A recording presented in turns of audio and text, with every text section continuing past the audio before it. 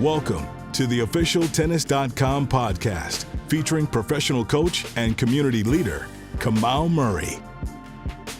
Welcome to the Tennis.com podcast. I'm your host, Kamau Murray, and we are here with my good friend, a mentor to me, a legend in the game, the voice and the face of Tennis Channel and TC Live, right?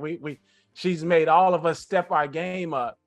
You pumping me up right here. What you need, Kamau? You pumping me up. I'm feeling it, though. I'm feeling it. So I'm gonna ask you all this kudos I'm giving you. I'm gonna ask you for a favor at the end.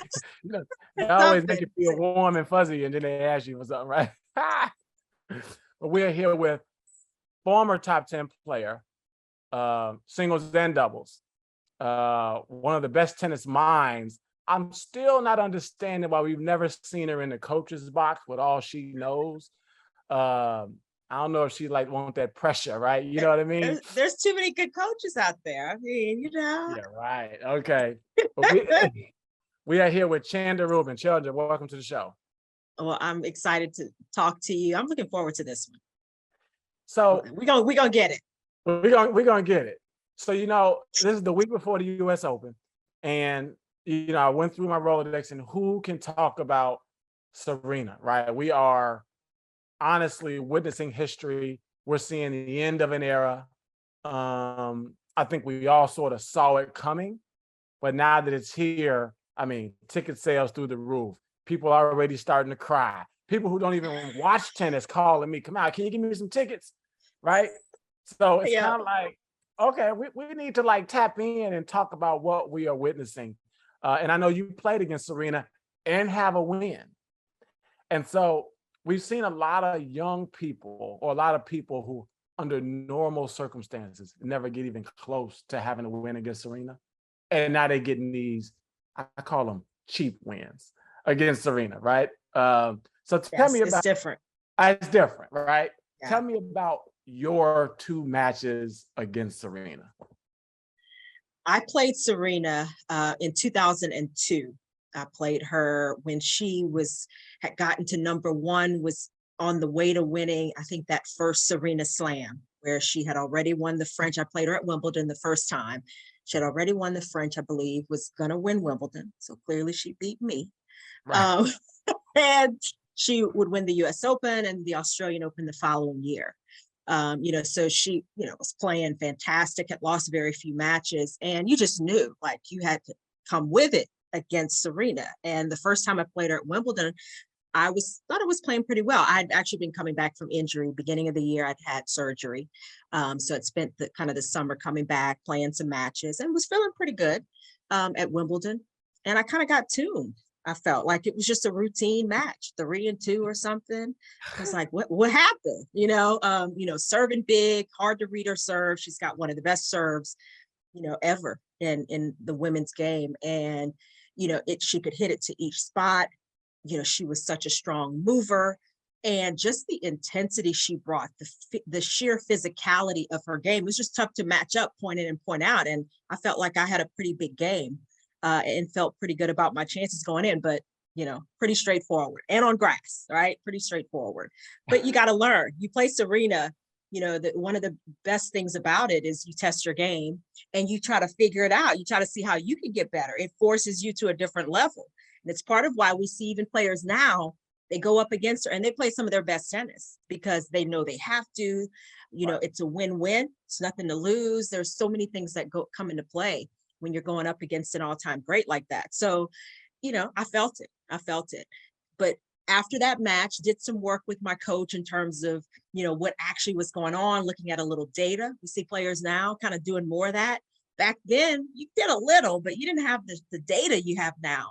But we did look at a little data, looked at, tendencies, that kind of thing. And so when I got the chance to play her again a couple of months later in Manhattan Beach, the LA tournament, I felt a little better, and at least I had something to work with. And I ended up winning that match in a tie break in the third set. And I'm not going to lie, it was tough. I was down 4-1 in the third. I'm not sure how I won, but all I know is, I stayed in there. I kept competing because that was the number one thing I talked with my coach, Benny Sims, about before that match. He was like, you got to match the intensity. Like, it's the one thing from the get-go you got to stay with her on, because she's going to outfight you and outwill you and outcome on you and all those other things. And so that was kind of number one. And then, 2 and 3 were some technical things in terms of returning and trying to figure out where she likes to serve on big points. And I think that's still part of how you have to play Serena.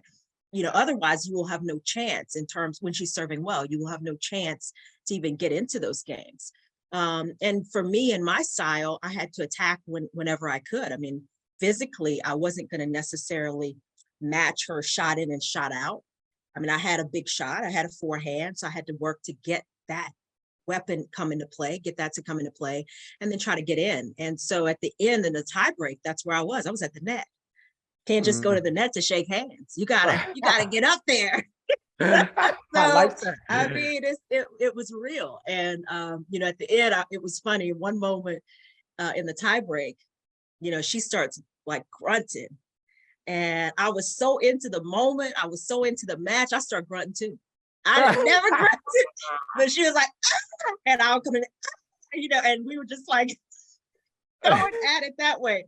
But I mean, that was a part of it. You got to stay in the moment. You have to, at a certain point, just believe and go get it. And for me, it was one of the best matches that I played. And, it helped elevate my game, a whole learning experience. And after the match, she was like, you know what, we'll win the tournament now. You're not done. And I said, she sure is right. And I won the tournament. Okay, you beat me. You better win this whole thing. That's right. Lose you. And she was playing well that week. Thank you. She was playing well that whole year, that whole summer. So yeah, she was like, go win it. And when Serena kind of tells you something, you go, let me think about that. Yes. Mm-hmm. She's a champion. She's a champion through and through. I mean, whether you beat her or not, you know what you've come up against. So it's funny, you mentioned something, you talked about the data, right? One of, I think, her biggest disadvantages is, and this is having coached against her. Everybody she's playing now, been watching her play tennis for 20 years. Yes. So we have 20 years of like just visual data and now analytical data on her, where she's playing these babies, right, that just start playing on Hawkeye courts. And it's not that much data on them. So I think when you look at this era, the people who've been out there the longest actually have a disadvantage, and Serena the most, because these girls, everyone that beats her, I grew up playing her. You're damn right? And you know what to expect from her. And so Sloan played her. I was coaching Sloan at the time, and Sloan played her a couple of years ago during the COVID US Open. Up 6-3, 2-0, like 40-15. I remember that. I'm thinking, like this match is actually happening exactly how we talked about, right? No surprises. This is happening exactly. Right? And then you start hearing the roar, right? So this touches on your part about the grunt and the roar, right? And so you up a break, a set and a break, right? And then you start to hear that roar. And then you start to be like, oh, she'll wait, right? And like a lot of players, I think over the years have had her beat up until the point where you start to hear that roar, right? And then it's like, uh-oh, now she mad kind of thing, right? And it's real. It's a force. It is a force. Just like she's a force, that part of her is like a whole other force that you have to deal with. Yeah. Yes. And you could have tactically, academically, the match all planned out. Yeah. It goes out the window then. No, at that point, it's out the window. Like, you got to just be like, it's something in your gut that's got to come back up out and try to go toe to toe with that force that she's actually bringing into play. It's real. Yeah. I mean, and that I think, if you look back, one of the things I remember about her is how she can control a match or take back control of a match. If you're a little bit scared or a little bit unsure, that roar is going to take whatever belief you had up until that point away from you. And that, to me, is just such an intangible that we don't talk about. But having sat there in a quiet stadium, in a COVID stadium, right? and she started Saw roaring. it. You I'm like, felt it. Yeah. I'm like, that roar was like 19,000 people, but it was just her, right? So I think that the impact of that is one thing. I think the other thing, Chanda, touched on this.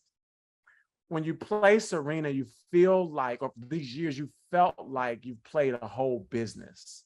How she walks through the player lounge, the dining hall with 10 people, right? And you feel, and the big hair, right? The ponytail with the frizzy, right? Like, you feel like you're playing like a whole business. And I think that gets to the first 2-3 games of the match, right? I don't see anybody other than maybe Federer, even Nadal. You don't feel like you're playing a whole business, but Federer, you feel like you're playing over. There's no other woman on tour now where you feel, maybe Osaka's getting there a little bit, where you feel like you're playing a whole business. Talk about that feeling when you like just are walking past her and the entourage in the hall of the US Open. I mean, it's that aura we talk about, right? For, a great player, and for Serena, it's even more elevated. I mean, she's an all-time great. She's been doing this. She is established. She's proven. She's organized. She's got it together. I mean, how else do you consistently bring the results that she brings into play? And so that part, I think, for a lot of for probably just about every player, you don't know what that feels like, but she does. And it's like that feeling of what you're going up against. It's the complete unknown of it, along with everything else. And I think that's part of what gets her, as you said, those first 2 or 3 games.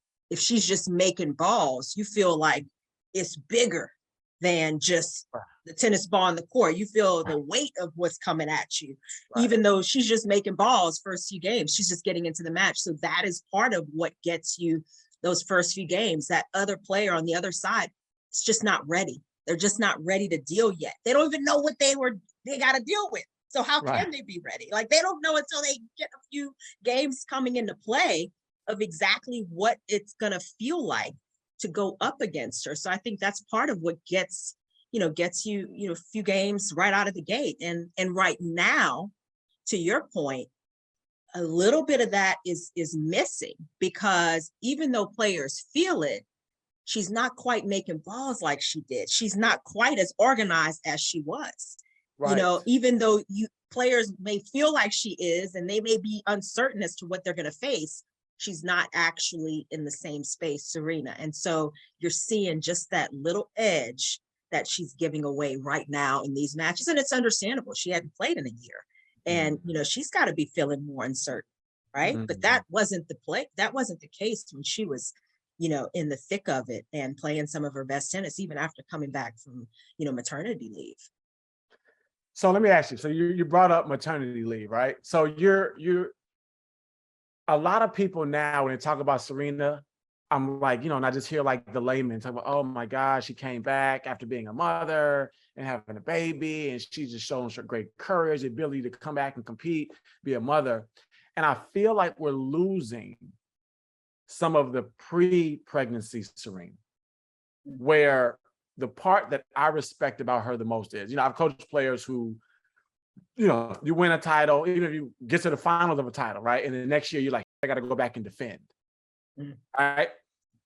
And like Raducanu about to fill it, right? Well, now she got to go and defend this couple thousand points, right? When you think about pre-pregnancy Serena, where she was so dominant, and every match she played was going to be a career win for whoever she played, and a headline loss if she ever lost it, right?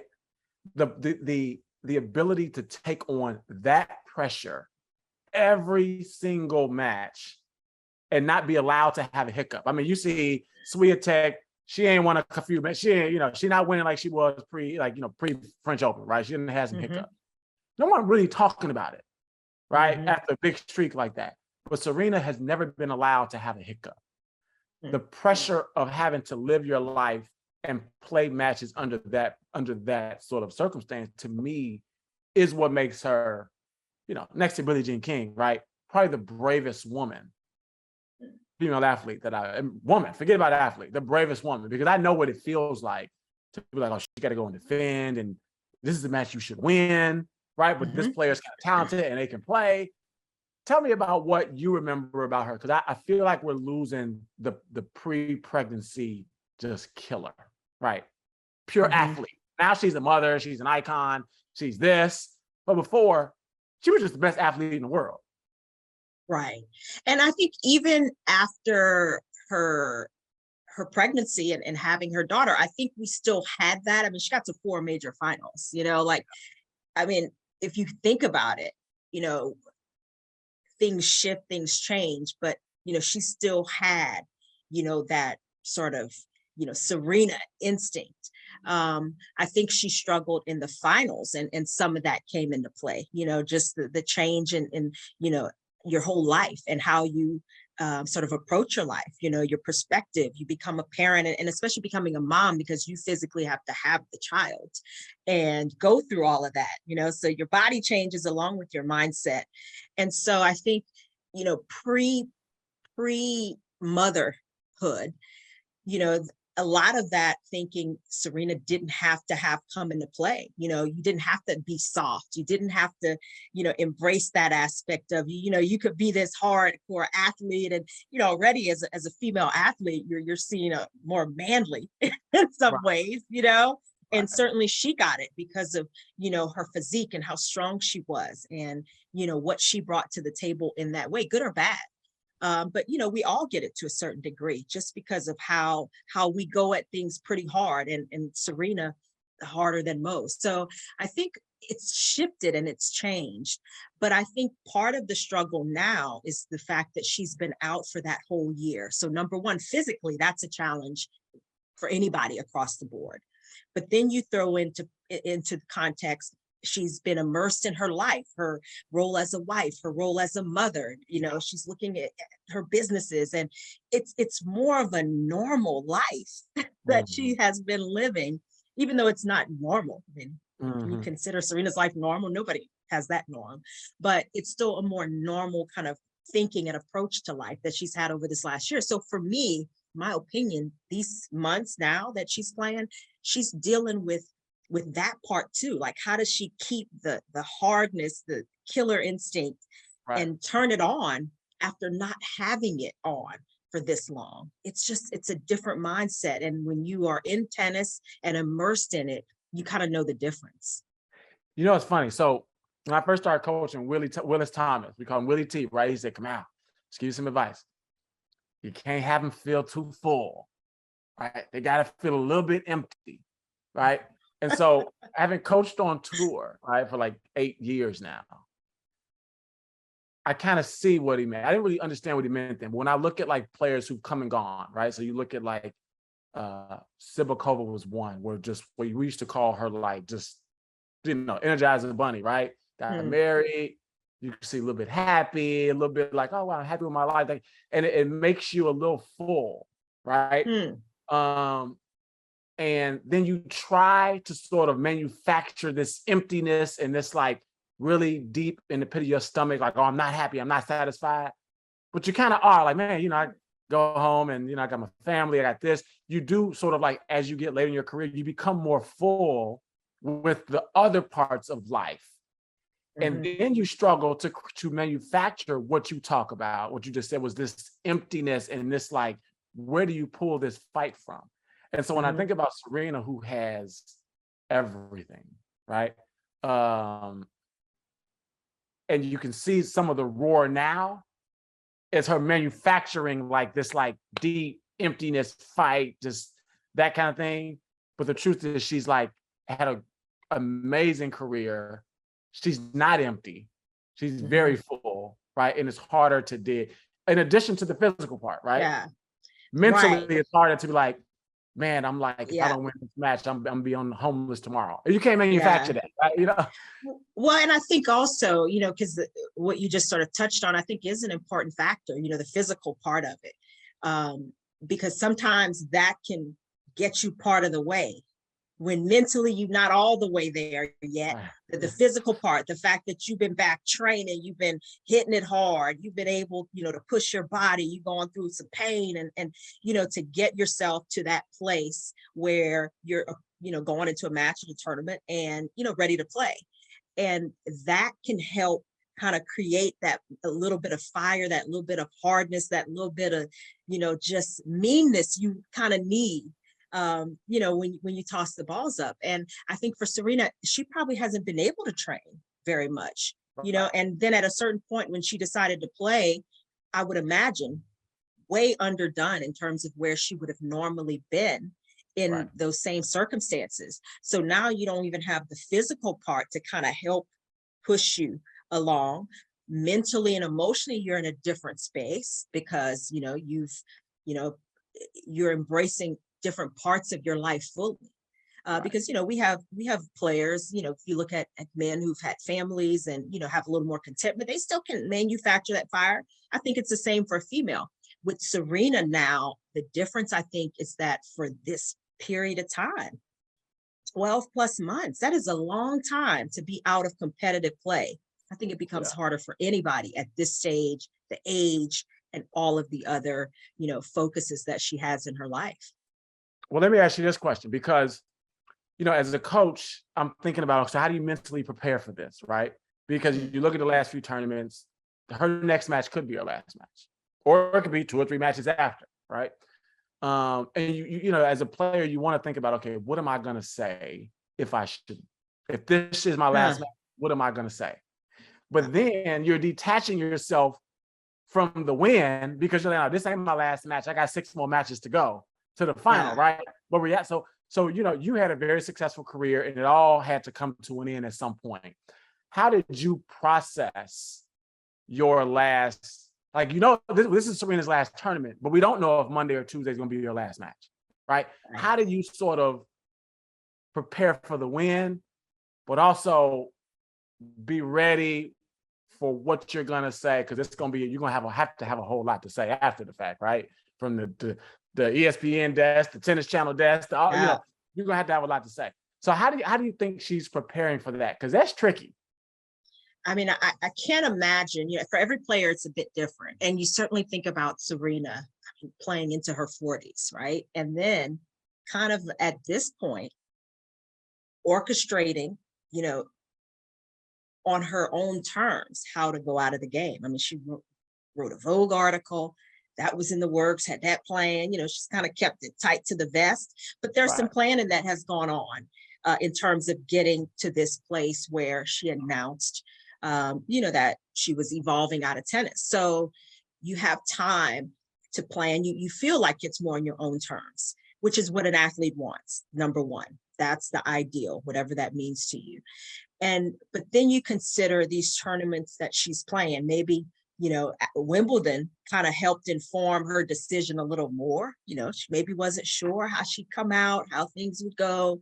And then each subsequent tournament, I think, helps you kind of figure that part out even more once you've made the decision.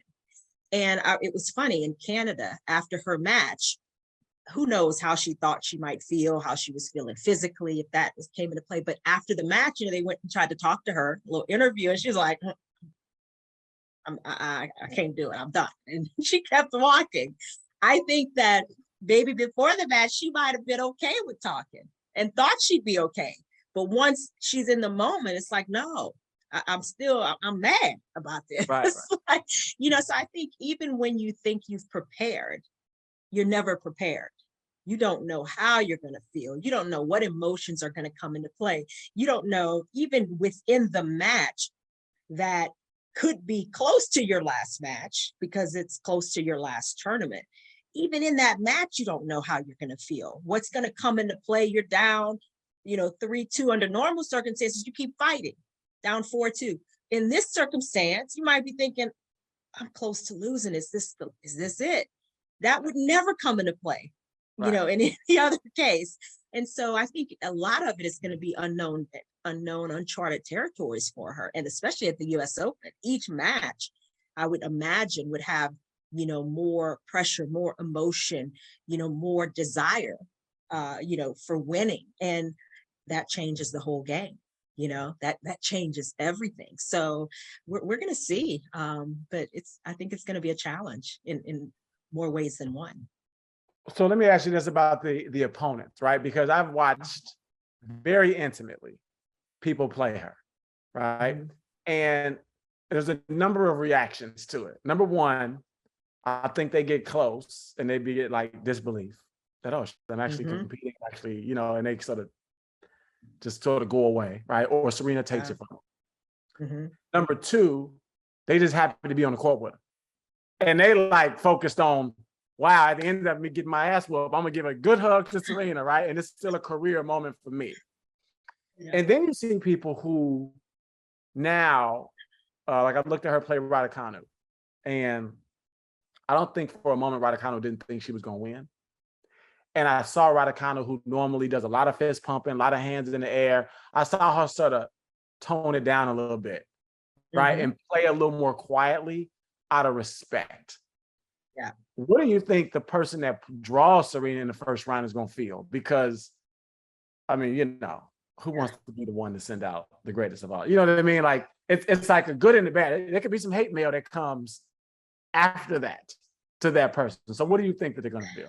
I mean, they Or what maybe need to should they feel, right? they maybe need to channel a little Roberta Vinci, because that was if that was the epitome of just staying in the moment and not thinking about history and everything that was a part of it.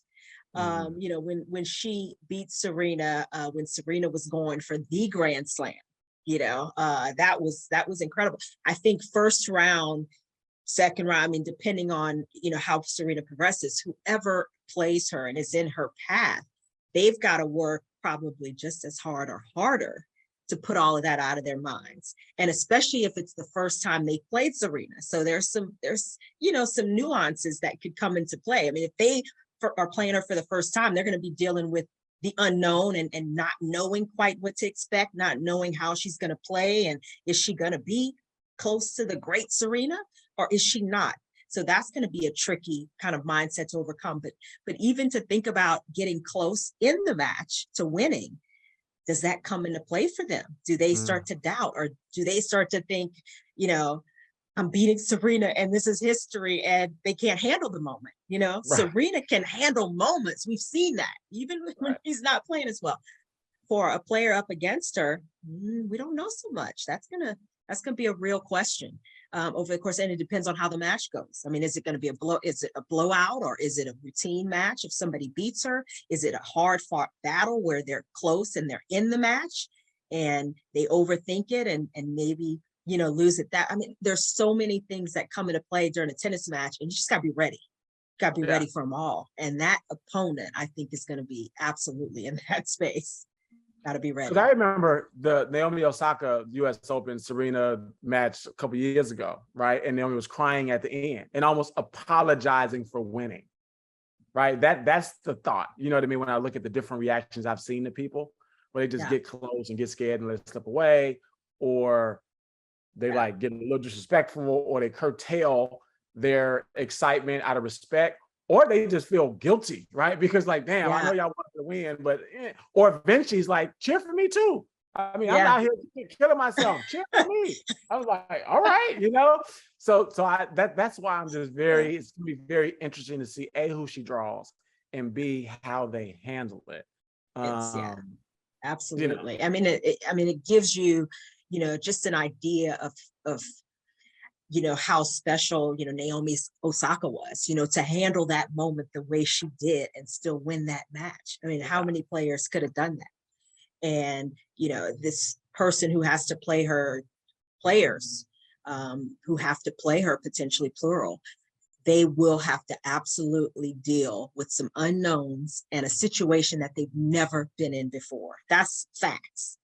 And how do they handle it? That's the question for every player before every match. But this one is an even bigger question.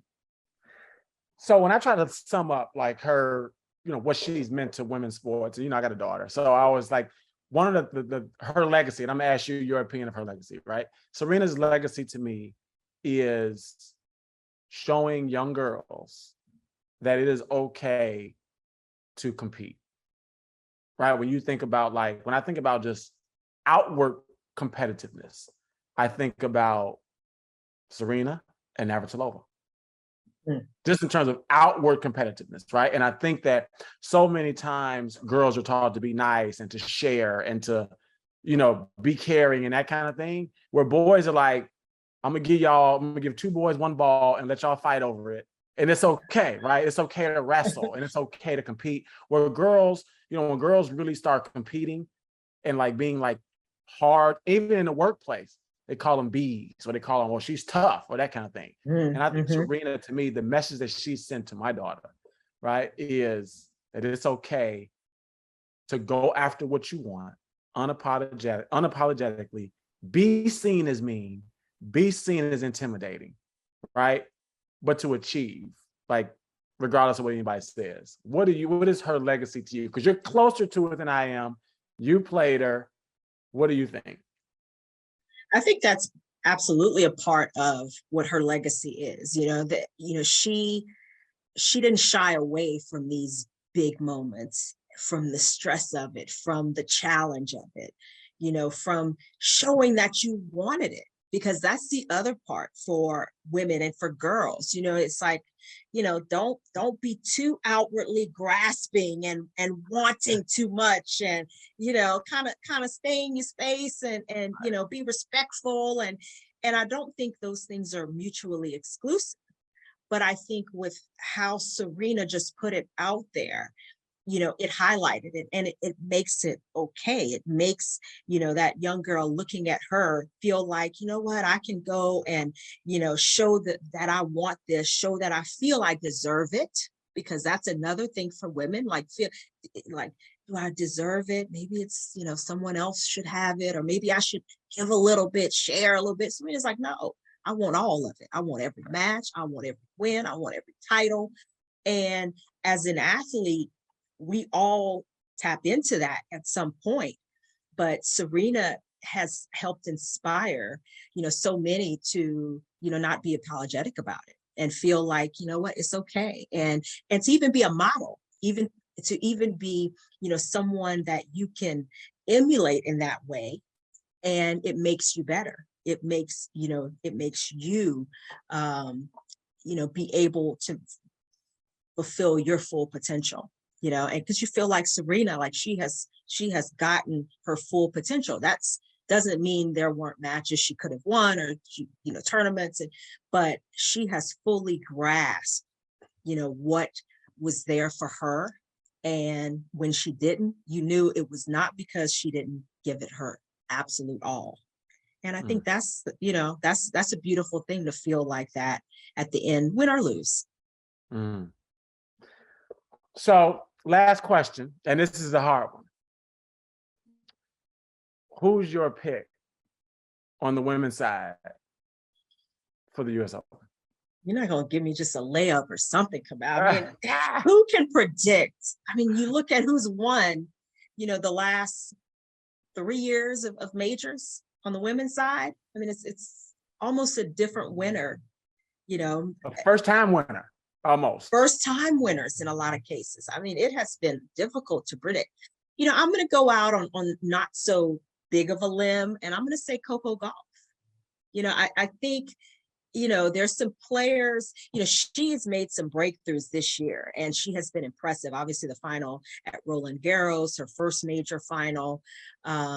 She's now #1 in the world in doubles. What an accomplishment. I mean, it's truly, been remarkable to see how she has just continued to push forward with seemingly very little hiccups, seemingly very little regression, which would be normal in any case, for a player, relatively inexperienced coming out their first, 2 or 3 years on tour. But, she's been incredible in that way. So I think, she's as good a pick as any. I mean, she's hungry. She wants it physically.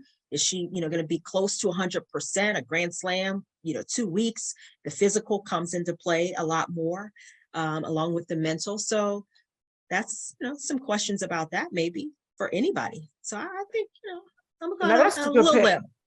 That's a safe, what's funny? I actually think that's a safe pick. And I think that's really interesting that the 18 and 19-year-old is a safe pick. That's crazy. I mean, when I look at, like, that's actually a really safe pick, given that she's moving forward, not defending, not trying to Mhm. regain what she once had, right? Like Sweet Attack's trying like, oh, should have had the run 30 some matches and now Wouldn't be lost. a surprise. Right. Would not be a surprise Would not if be a Coco surprise. Gauff won. And that says a lot. So you know what I think? I think it's Madison's time. I think she's got the weapons. She's playing well. She seems to be, I always felt like her aggression dial was always turned up a little too much. And it got a little bit out of control at times where she probably just needs to make another ball or two. And I feel like when I'm watching her this summer, she looks a lot more under control. And I think she's due for one. That's a good You know one what I mean? too. That's a good pick too. I like it. And she's a former finalist, And I think she has 4 years weapon. ago, right? Yeah. The one thing about Coco, which I think she will continue to develop, and they know what they're doing, right? So this is like not a criticism, but there's no clear-cut weapon. Right. Right. That when she like really needs a point, she can get it by doing bang, bang, right? Where I think Madison has the ability to take points. That's true. Yeah. Pressure. And so I think that'll be my pick. Just based on this summer. And I think she's due for it. You know what I mean? Yeah. She was impressive. I mean, she's been impressive, and especially in Cincinnati, the way she seemed to, as you said, dial back just a little when she needed to. I mean, you're still talking about big, heavy shots off of her racket, but just enough to make balls and points and extend rallies, 1 or 2 extra balls. That could be huge, during the US Open. Yeah. So I always like all my friends play basketball. I'm like the only one of my friends that played tennis, but we always talk about go get me a bucket, right? Let me give Russell Westbrook, go get me a bucket, right? Or James Harden, right? They just know how to go get a bucket. And I think Madison has that. Okay, you need a point. Yeah. Right? Yeah. And she can go get a point. Whereas some of the other players, even Sweet Attack, they kind of like defend. And if you make a mistake, then they'll step up and pop you, but they're not really going to get a point. You know what I mean? So I think that's the part where I think this US Open, that'll become important. I looked at the temperature, it's going to be hot, right? So that's good. Yeah. Points. She can go get points, stay off the court, keep her like on court match time down. I think she makes it all the way to the end. So that's my pick. Ooh, I'm going out. I normally don't pick women's tennis matches. I normally just abstain. Right. You just normally watch and see what happens. I just watch and critique and take notes, well, Chanda, I want to thank you. It was we are about to witness history. Hopefully Serena makes it all the way to the end and we get to see 7 more matches of greatness. How fun, how wonderful and amazing, incredible that would be to cap an incredible, amazing career, right? US Open praying for that, girl. Them tickets are gonna be double the price, right? They're happy. They're like, can we close the roof for you? Can we make it rain for you if you get down 3-2? What can we do? So, let me be quiet. I'm revealing. You are crazy like a fox. I know, right? Well, Chanda, thank you so much for coming on. We enjoy listening to you. We enjoy your analytics. We're still looking for you to show that other thing in your repertoire, the coaching, So I'm gonna keep that in mind. I appreciate the vote of confidence too. I appreciate that. I can mentor you in that process. I can mentor you. I can take. I don't doubt it. I will come to you. Don't even doubt that. But this has been fun. It's been a pleasure. So thanks for having me. This has been the Tennis.com podcast with Chanda Rubin. Thanks for listening.